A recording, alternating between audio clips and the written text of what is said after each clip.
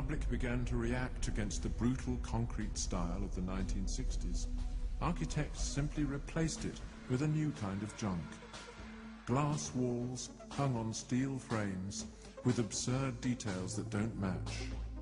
The result is another kind of failure to fit, and is there simply to be demolished.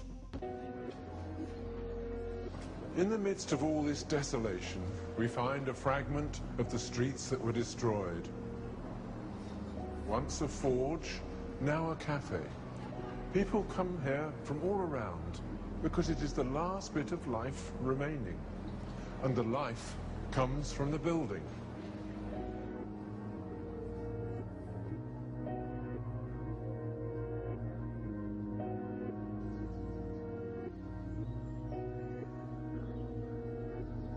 This returns me to Oscar Wilde's remark that all art is absolutely useless.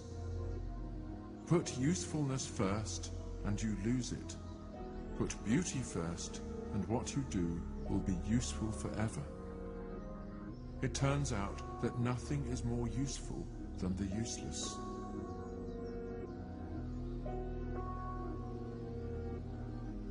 We see this in traditional architecture with its decorative details. Ornaments liberate us from the tyranny of the useful and satisfy our need for harmony. In a strange way, they make us feel at home. They remind us that we have more than practical needs. We are not just governed by animal appetites like eating and sleeping. We have spiritual and moral needs too, and if those needs go unsatisfied, so do we.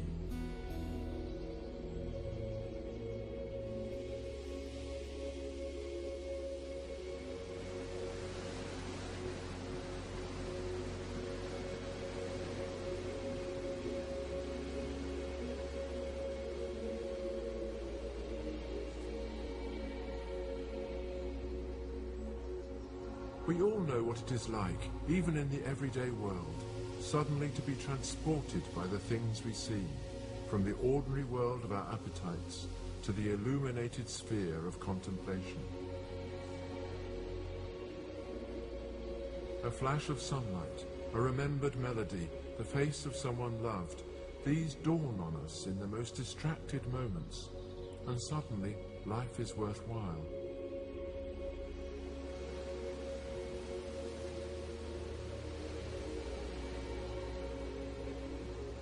These are timeless moments in which we feel the presence of another and higher world. From the beginning of Western civilization, poets and philosophers have seen the experience of beauty as calling us to the divine.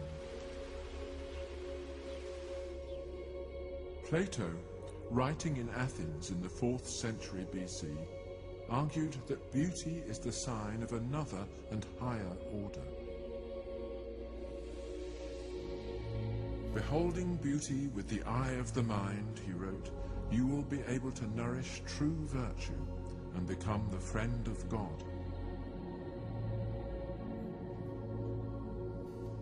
Plato was an idealist. He believed that human beings are pilgrims and passengers in this world, who are always aspiring beyond it to the eternal realm where we will be united with God.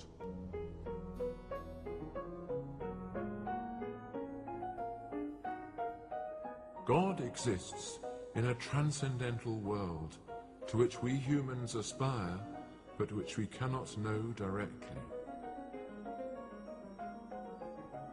But one way of glimpsing that heavenly sphere here below is through the experience of beauty.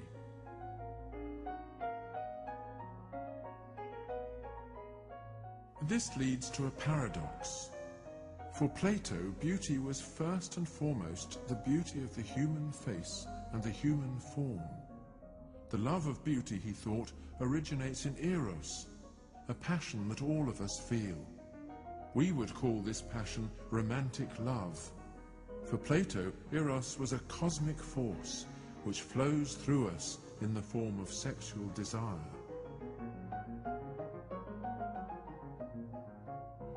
But if human beauty arouses desire, How can it have anything to do with the divine? Desire is for the individual living in this world.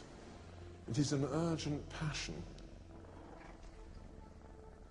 Sexual desire presents us with a choice: adoration or appetite, love or lust. Lust is about taking, but love is about giving.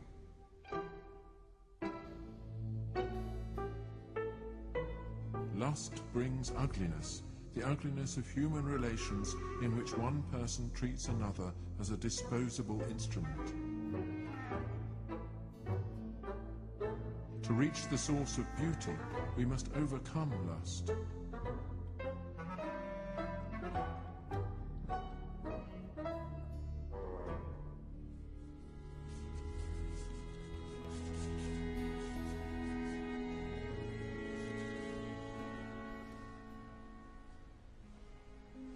This longing without lust is what we mean today by platonic love.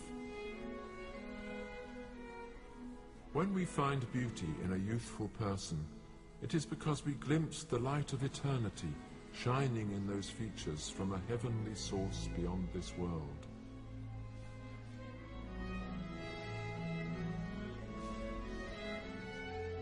The beautiful human form is an invitation to unite with it spiritually, not physically.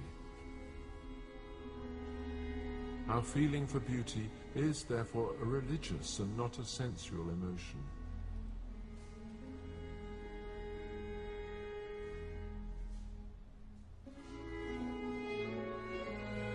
This theory of Plato's is astonishing. Beauty, he thought, is a visitor from another world. We can do nothing with it save contemplate its pure radiance. Anything else pollutes and desecrates it, destroying its sacred aura.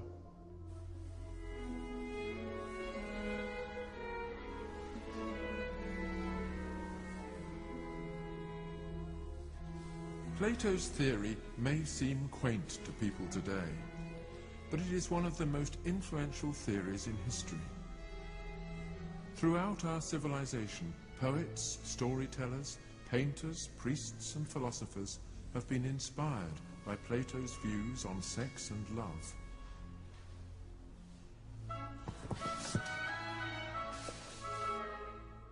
If we were to just look in the poetry corner as to the books by people who have tried to express the Platonic vision of the erotic, let's see who there is. Thomas Mallory's Morte-d'Arthur, John Donne, Here and There, Gawain and the Green Knight, Chaucer, especially The Knight's Tale, the poems of the Pearl manuscript, incredible expressions of the Platonic worldview. Cavalcanti, who was the master of Dante, and Dante himself, definitely. Oh, Spenser, of course, the Fairy Queen, Daffyd ap Gwilym, to take the Welsh version of it all, the Women Troubadours, Christina Rossetti, to be a bit more Victorian about it. So it goes on.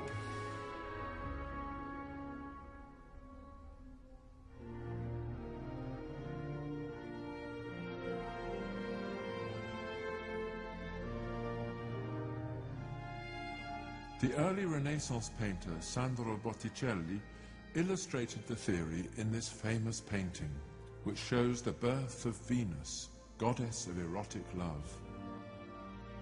Venus looks on the world from a place beyond desire.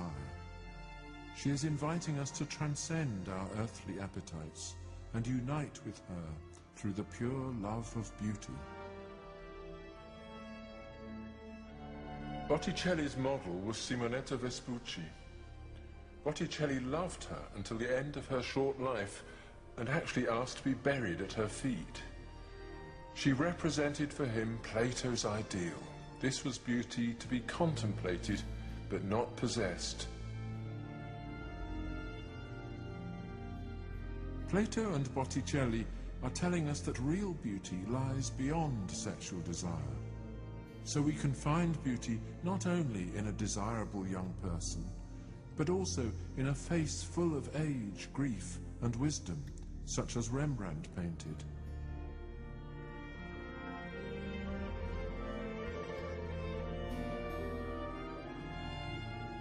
The beauty of a face is a symbol of the life expressed in it.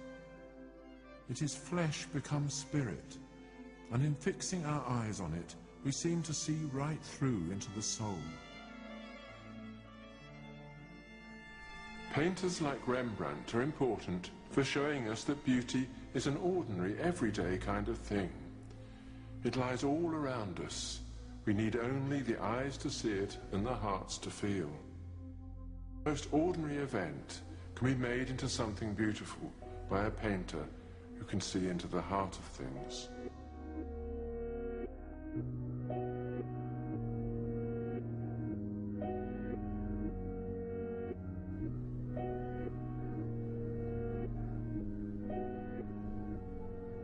So long as the belief in a transcendental God was firmly anchored in the heart of our civilization, artists and philosophers continued to think of beauty in Plato's way.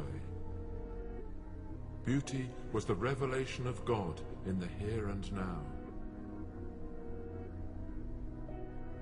This religious approach to the beautiful lasted for 2,000 years. But in the 17th century, the scientific revolution began to sow the seeds of doubt. The medieval church accepted the ancient view that the earth lies at the center of the universe. Then Copernicus and Galileo proved that the earth circles the sun. And Newton completed their work, describing a clockwork universe in which each moment follows mechanically from the one before.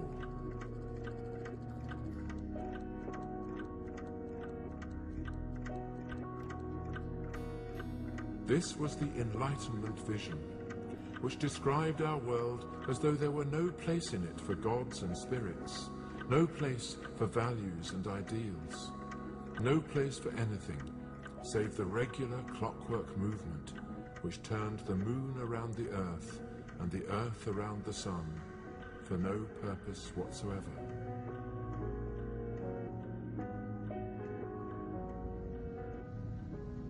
At the heart of Newton's universe is a God-shaped hole, a spiritual vacuum, and one philosopher in particular set out to fill this vacuum.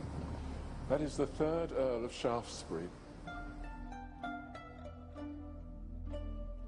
Science explains things, but, thought Shaftesbury, its account of the world is in one way incomplete. We can see the world from another perspective, not seeking to use it or explain it, but simply contemplating its appearance, as we might contemplate a landscape or a flower. The idea that the world is intrinsically meaningful, full of an enchantment that it needs no religious doctrine to perceive, answered to a deep emotional need. Beauty was not planted in the world by God, but discovered there by people.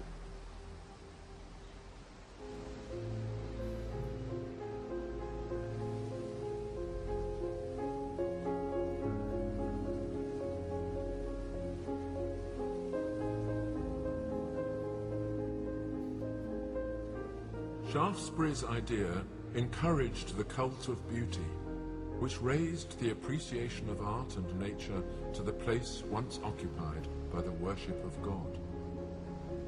Beauty was to fill the God-shaped hole made by science.